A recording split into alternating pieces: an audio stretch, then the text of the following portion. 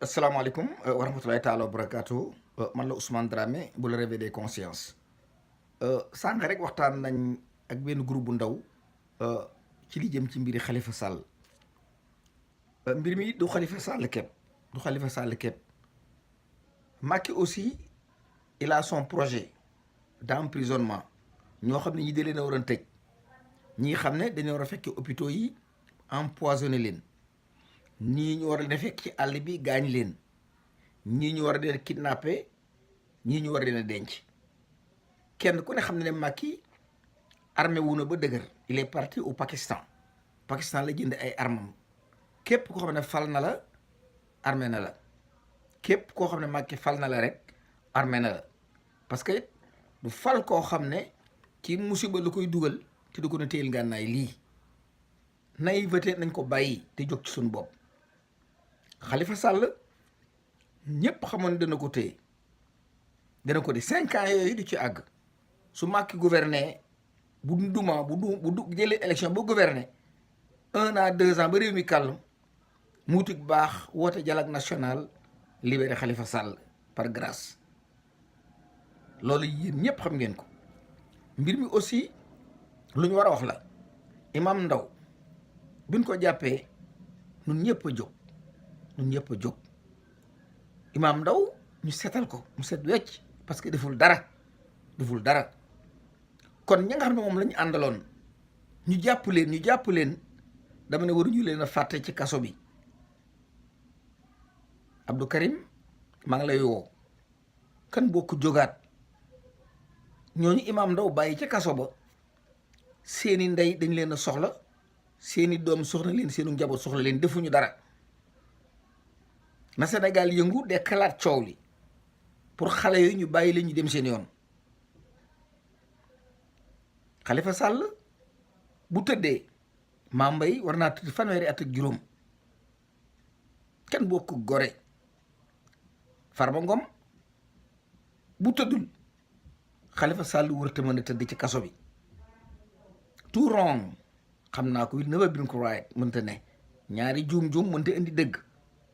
waaye parloo dafa baaxut.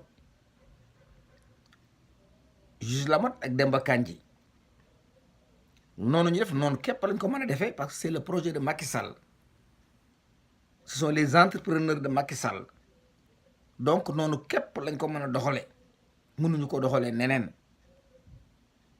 may yee askan wi ni xale yi ci kaso bi nañ ci jóg mu seet nu leen bàyyee mu seeti seen ndey. tàngoor yu nekk Ndakaaru kenn ku ne xam ne tàngooru mel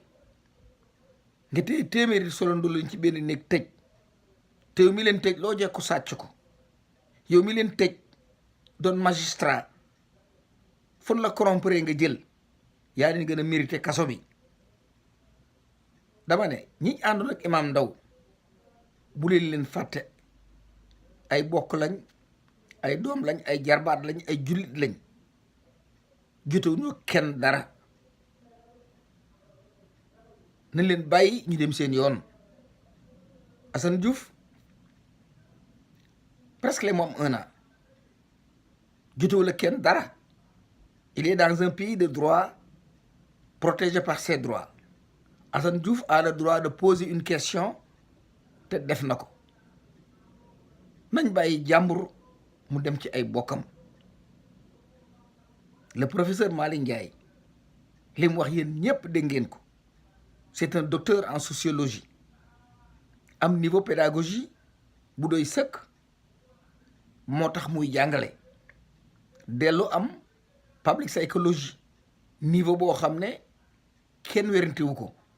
kooku su ne jóg leen ngeen dajji miiru 100 000 bi génne nit ñi lam wax xam na ko. il est responsable un professeur d'université du ne xale jóg leen ngeen dajji miir ba bu ko waxee am na fu mu ko teg.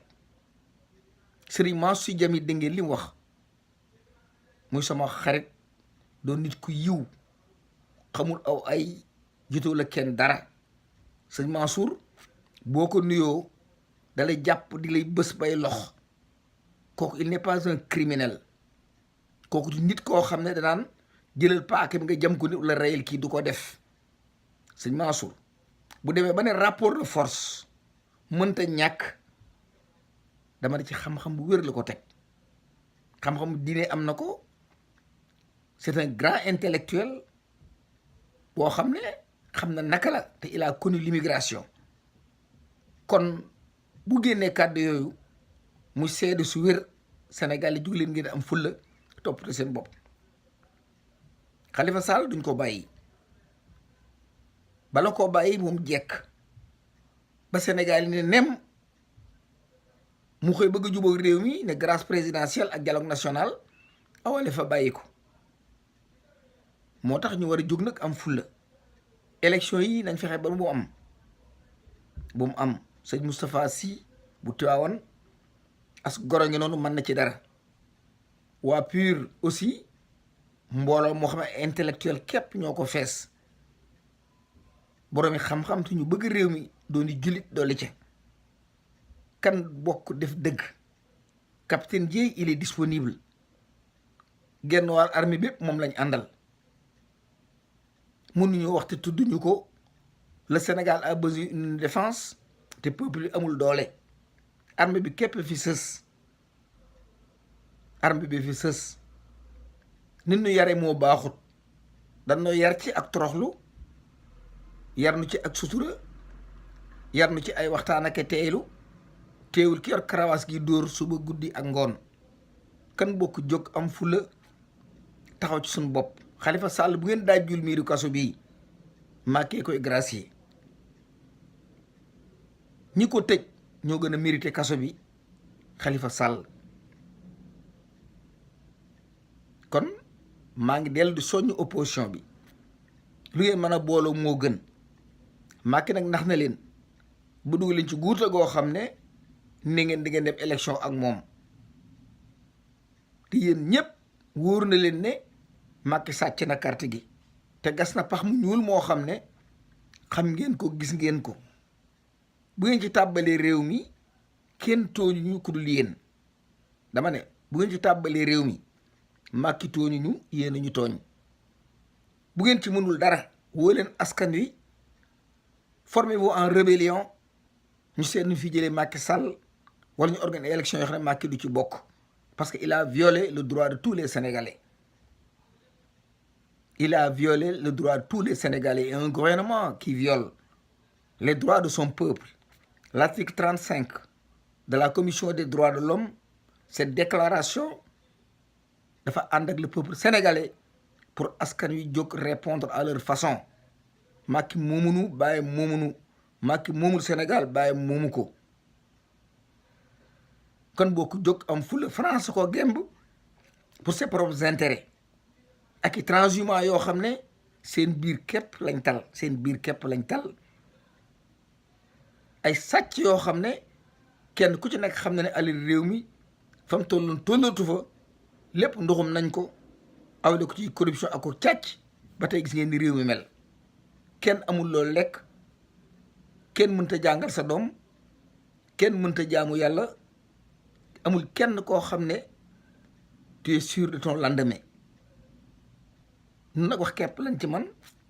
bu jóg-jóge ñoo ànd ak yéen jóg mbir nag dañ koy wax nit ñi taataan ko ci ay xel gëstu ko yëkkati seeni xol jóg faj ko loola kepp moo waral nuy wax waaye lii ñuy dund moom ngeen di dund gënuñu leen koo xam yéen a ñu gën a xam ndax yéen a ngi koy dund daa tolloon nag foog kenn wax moo tax kàddu gi jib dama ne ñi ci kaso bi buñ leen fàtte ngir yàlla ñi ànd nag Imam Ndao ñu téye leen génn leen ci mbedd mi ñu lijjanti leen Khalifa Sall ak Assane Diouf ak Barthélemy Diaz ak ñeneen ñi ci biir nga ay victime lañ dama ne na Sénégal yëngu ñu bàyyi doomi jàmbur yi ñu dem ci seeni kër Macky leen gën a dëng fuuf Marième Faye Sall leen gën a dëng fuuf doomi Macky ji leen gën a dëng fuuf ay sàcc yu mage ngi noonu Farba Ngom leen gën a dëng fuuf kenn boo ko jóg am fulla jéem a redresser ce Sénégal là pour un Sénégal meilleur pour que tout un Sénégalais se sent sénégalais dans son propre pays man la Ousmane Dramé bu la réveil des consciences yàlla na buur yàlla def jàmm yàlla na buur yàlla def jàmm te ñu jóg nag ci sunu doom yi ñu tëj ci kaso bi tëjin woo xam ne teguñu ko fenn lu ëpp doole ak maa bëgg a falu maa fi nekk yu ñàkk xorom ñu téye ci ay doomi jàmbur. dama ne askan wi yéen ñëpp war a jóg. ku toog ku ne toog waru la doxat moo tax nga toog wala ñàkk a xam moo tax nga toog waaye liberté wóor kun ci jàppoon sa doom wala téye sa jëkkër da nga xam ne jóg war na la. peace and love jaa ngeen jëf Ousmane Dramé bu la réveil des consciences jaa ngeen jëf